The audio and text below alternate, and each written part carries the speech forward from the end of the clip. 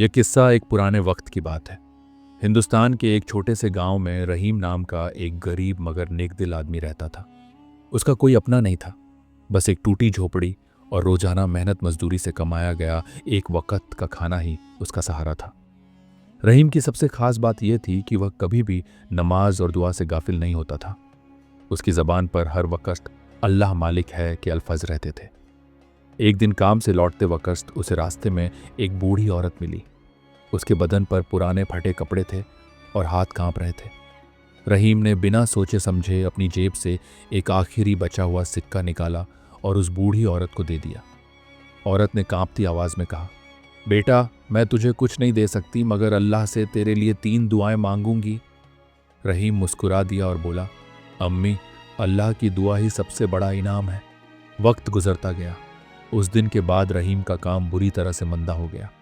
2 दिन तक उसे कोई काम नहीं मिला, खाने को कुछ न था, लेकिन उसके दिल का यकीन कम न हुआ।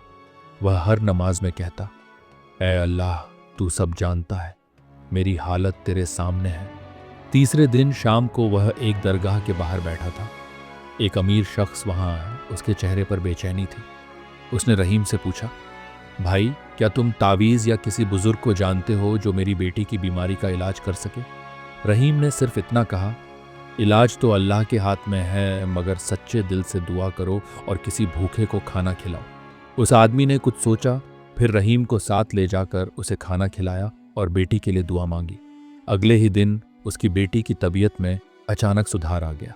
वह शख्स फौरन रहीम के पास आया, उसे गले लगाया और कहा, तू वाकई नेक बंदा है, मैं तुझे अपने काम में साझी बना लेता हूं। यूं रहीम के हालात बदलने लगे। रहीम भूल नहीं पाया कि उसकी जिंदगी में यह तब्दीली तब आई जब उसने उस बूढ़ी औरत को आखिरी सिक्का दिया था। वह जान गया कि उस दिन की 3 दुआएं अब उसके साथ थीं। पहली दुआ, जब भूखा था फिर भी किसी की भूख मिटाई। दूसरी दुआ, जब खुद बेबस था फिर भी किसी की मदद की। तीसरी दुआ, जब पास कुछ न था तब भी यकीन बरकरार रहा।